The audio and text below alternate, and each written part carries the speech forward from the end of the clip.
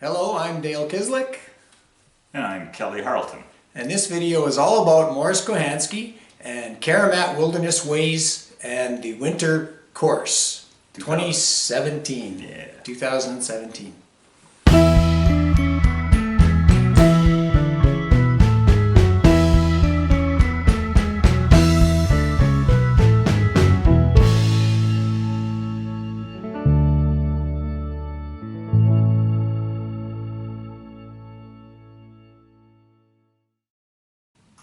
2017 marks the 21st year that the Karamat Winter Course has been run. 21 years, that's quite a remarkable feat.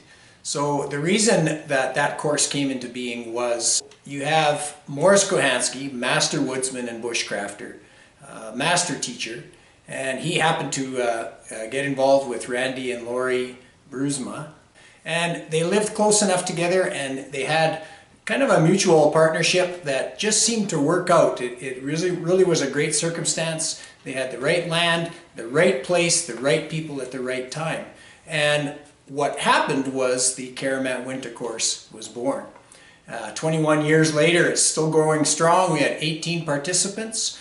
Over the years, Morris has transitioned out from full-on instruction, and he is more lecture-based now with guest appearances and you know, he'll come and he'll sit along the sidelines and stuff, and he's now handed it down to other instructors like Kelly and myself, and so now we've stepped in. Kelly's been teaching it for quite a few years now, and I just want to say that I was honored, very honored, to be part of that course, with Morris being one of my mentors, and I'd like to say thank you to Morris and to Randy and Lori for this terrific opportunity. Yeah, and it's just great to see what the course has morphed into over the years, and it's fabulous to have opportunities to get guys like Dale, and just we have such a great collaboration of instructorship that through Morris's lineage. So it's just it's become sort of a community unto itself, and yeah, we're having a great time with it. So what if you want to take a Karamat course in the winter or the summer? What would you expect? Well, let's take a look at what we just went through in the Karamat Winter Course. So day one, basically we get introductions. Everybody gets to meet Morris. Everybody gets to know each other. We're discovering that this year there were people pretty evenly spaced from Canada and the United States. So a lot of people make a big effort to travel to get to the Karamat course, and we're really grateful for that. In the introductions to the course, I believe this year Kelly set the mood when he said it's a sharing experience. Karamat Winter Course is a sharing experience. It's not about the instructors showing off. Instead, it's a sharing circle in which the instructors have a part of it, but also the participants have a part of it too. And throughout the week, I know that everyone had that feeling, and that everybody left feeling like we all shared our own information, and it was kind of eagerly accepted by all. Yeah, the course, it seems over the years, is starting to attract such a great cross-section of expertise that, my goodness, in some respects it can almost run on its own. There's not a subject matter you can talk about that there's not somebody sitting around the fire that is an absolute expert on. So we sort of play on that and try to draw that out of people, and yeah, it's an incredible excuse to share knowledge. Absolutely, cool. So after the introductions, we get straight into it. Morris does an opening talk, and he got right into defining bushcraft, primitive skills, and survival as he knows it. And he'll often say that he's constantly redefining exactly what that is. But yeah, we start off with Morris, and to sit and listen to Morris, if you've ever had the opportunity, it's a real treat. Just the way he speaks, the person he is, and the incredible encyclopedic type of knowledge that's inside his head. From there, we moved over to building a group shelter. This year, Randy and Lori decided to upgrade the facilities there, and we started day one by building a group shelter, a super shelter that was large enough to accommodate probably 8 people, I would think, eh? Yeah, 10 actually. 10 people, yeah. 5 on each side. Large enough to accommodate 10 people. So right off the bat, the learning is hands-on. The thing about that shelter on day one is we were able to launch right into knots, working with jam knots, building bush beds, gathering the materials to build the shelter itself, putting up saplings as far as a framework for the shelter, and basically we completed that shelter as a group on the very first day. That takes us into our evening program, and one of the things I remember in coming in this year was Kelly said, we give her on the Karamat course, and that is certainly the case. It seems like every meal is an opportunity to teach. It seems like there's always something going on. As instructors, we're always trying to present with very few breaks. We just keep the education and the learning coming and the sharing going on and on. We're proud of the fact that usually at the end of a week course, we like to look at people's hands and see lots of blisters from their knife use, and yeah, people are feeling it at the end of a week. We definitely have the claim to fame that we're definitely a hands-on style of course. We do lots in the course of a week. Absolutely. So the sleeping arrangements at the course, should you come in winter or summer, we have a few opportunities to sleep in different shelters. There's permanent shelters, group shelters set up there. You can have a wall tent option. You can sleep in a group super shelter. We now have 2 of those built, and also there is what we call the double teepee shelter, a long-standing shelter, pretty unique in its design and concept, and I don't know how many years that thing's been up there, but people just keep filling that thing up and living in its course after course after course. So day 2 begins with breakfast and coffee over the fire. As soon as people start to gather around the fire, we launch right into it. There's already things being shown and passed around. We started working right away on knife safety and also skillful cutting maneuvers as such, and exactly how we like to see people use knives to be safe but also to be efficient, and what we think makes a good quality knife.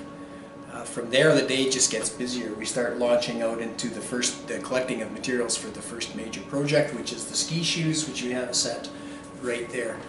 And the ski shoes, that's quite a remarkable project. Just from the onset to the completion a few days later, it drags our participants through so many knife skills, through so many lessons and learnings about the forest and how to extract material and transport material from the forest and get it back to camp in an efficient way. It teaches you about the type of forest that we're walking in and what materials to look for. And then the materials themselves extend further learning, because they don't just become ski shoes. We take parts that we cut off and we use those for other things like tent pegs or Roycroft pack frames. They can become trap parts, they can become batons, and it just goes on and on and on. So day 2 is there's an awful lot of work set around the collecting of materials that you'll get your hands on and start using through the rest of the week. So the setting at Karamat is kind of unique. We set up, you're starting to see it more and more. Actually, it's being emulated all over now. But we tend to set up a huge parachute and a comfortable seating arrangement underneath, and so it's a wilderness classroom. And there's always huge size pots over a unique pot suspension system that we have big pots of coffee and cook these huge 1 and 2 pot meals on. So yeah, it's a nice atmosphere. We keep people hydrated and well fed, and in a very good learning environment. Yeah, just a note on the food, pretty exceptional food. 3 square meals a day. There's always coffee and tea available. Everybody pitches in to help with the meals, so you get designated 1 meal throughout the week, and it's your job then to go in with a crew and see just what it takes to provide a bush type of meal for around 20 people. And how are you going to pull that off over the fire with just a few pots and materials, and how do you feed everybody? So that's also a good place for learning should you find yourself ever having to cook for groups outdoors. Yeah, many people take that home with them and use that in their groups subsequently, and learn group management skills too. During the daylight hours, we're collecting materials and working on projects. As night falls, we have our evening meal, and then we settle in around the campfire and under the parachute. Things get a little tighter and a little closer, so we get into smaller projects. We're looking at coal burning bowls. We're working on pack frames and knots. Basically, you're working on projects right until bedtime. So from the moment you wake up until you go to bed, there's always something going on in the Karamat course. One of the highlights, I think, for a lot of people, especially those who come from the south and don't have a lot of opportunity in snow, is we usually assemble a Morris Kochanski igloo. And it's just kind of a faster, easier way to set up an igloo. And it allows a lot of versatility with imperfect snow, so it affords us the opportunity to experience what it's like to build an igloo. We take a look at some ways to travel around here in the northern forest with the use of toboggans and snowshoes and that sort of thing. Day 3 in the afternoon, we start launching right into shelter building, and we look at the thermal mass shelter. Log lean-to. Yeah, or a log lean-to, right. And so the learning there is quite great. It's quite a massive amount of learning. There's a lot more to throwing up a good shelter and throwing up an awesome shelter. The science behind it has really been worked out by Morris over the years as to how to maximize the efficiency and the warmth of such a shelter. So pretty neat. We start building shelters by day 3. And as soon as the shelters are built, all the participants are allowed to jump right in and spend the night in there, which we had this year. Quite a lot of participation. Just about everybody, yeah, just about everybody. So good. Lots of side projects, things like buck saws and pot suspension systems. One of the things about the course is there's so much content that when you're teaching a specific subject matter, we always branch off onto these little add-ins. So for instance, you're talking about one thing and all of a sudden, oh, how are we going to lash it? Oh, here's some willows or red osier or something or birch maybe, and that'll withe up nice and use as a tie. That's the theme of the whole week. A lot of times is just how it's structured to a point. There's a certain amount of material that we are very careful to cover, but at the same time, the directions that we can go with the groups, and that is always fun for me, because depending on interest levels and levels of expertise, the sky's the limit. And so we always take these little deviations, and so there's always these little side bits of information that are constantly being funneled in. It's quite interesting to see the bustling activity by day 3 and day 4. Everybody's just kind of working away, and there's questions coming up all over the place, and things are materializing, and new ideas are often invented for ways to do things that we've never even seen before, and that in fact happened with ski shoes this year in a way to peel branches and stuff that we hadn't seen before, which was really quite exciting too. Another real neat side bonus is the people and their stories and their experience. Every Karamat course seems to have a mixed caliber of people. It has people that are just kind of beginning on their bushcraft road, and then we have people that are running schools of their own from far away, sometimes overseas, oftentimes down in the States and all across Canada. So the caliber of people and their stories that they bring to the circle is quite amazing. Dale talked about how things get moving and shaken by day 4, and you're starting to see all these projects all over. And I think something that I think is always interesting with Karamat is, we do so much work with knives and axes and saws that over the course of a week you start to see the ground cover start to be covered with bark and chips and that. So it's just, to me, that's a measuring stick that, yes, we're doing a good job keeping people busy by the amount of tailings on the ground. Yeah. Sometimes there's unusual and even comical projects. This year, one of the dogs in camp was fixed up with a Roycroft pack frame and a little bit of a twig bundle lashed to its back and a Mora knife around its neck, kind of hung in the tradition of Morris Kochanski. So yeah, that was kind of funny to see. We started looking at how to really evaluate matches and what you take out into the woods with you as far as fire lighting methods go. We took a good look at how to make torches out of twigs, and also twig bundles and signal fires.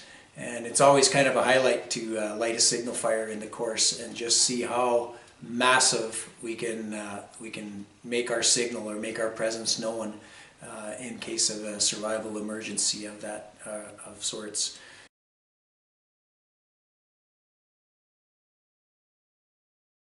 Another thing too is bow drill fires.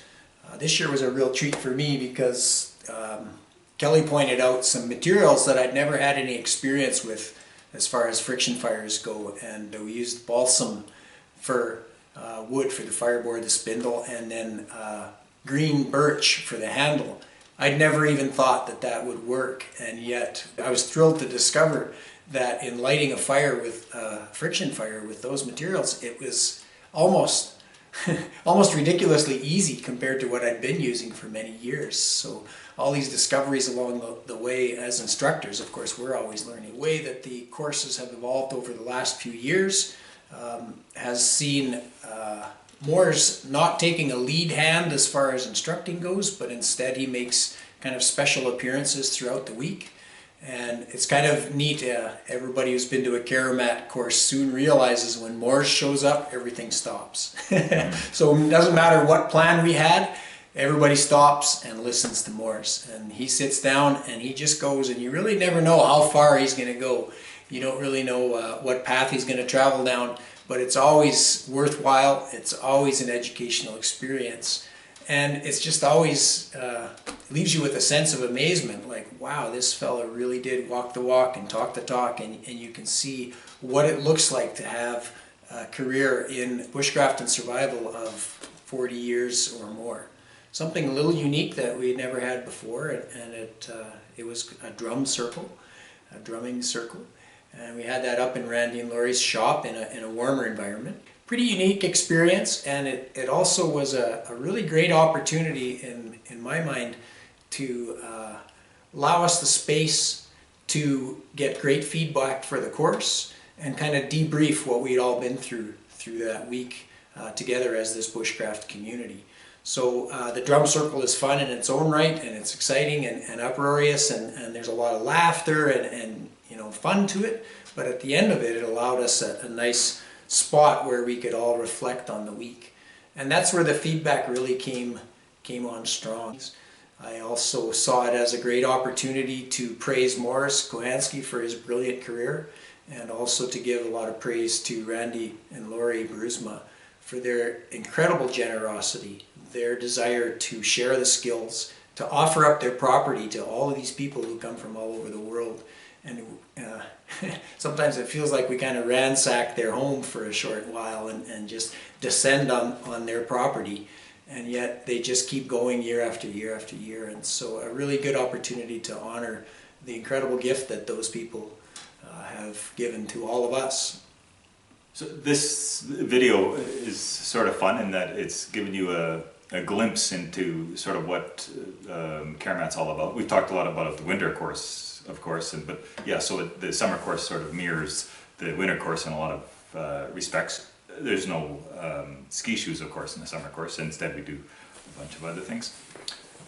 But yeah, I hope you've enjoyed this video, and it gives you, it's always hard unless you actually come to a course. It's pretty tough to you can talk to people, but I think this video hopefully will have done a good job of sort of giving you the size and scope and flavor of a Karamat course, and maybe tweak your interest.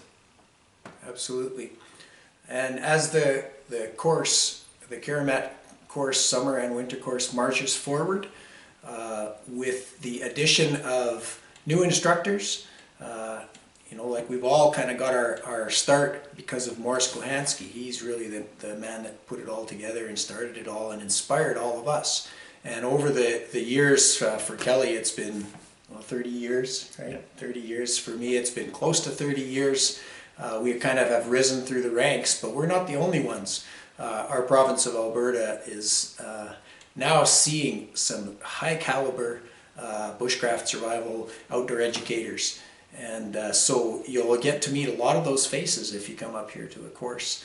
And everybody's kind of carrying the torch, so to speak, that Moore's started many years ago, and Randy and Laurie had a major contribution to that. And now there's other people that are taking that and running with it. So the Karamat course is here to stay.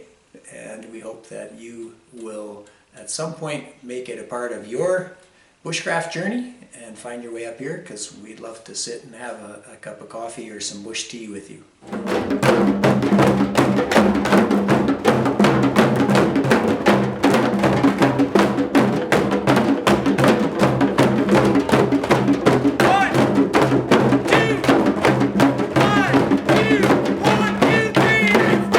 Everybody rumble, watch me, we'll hit once.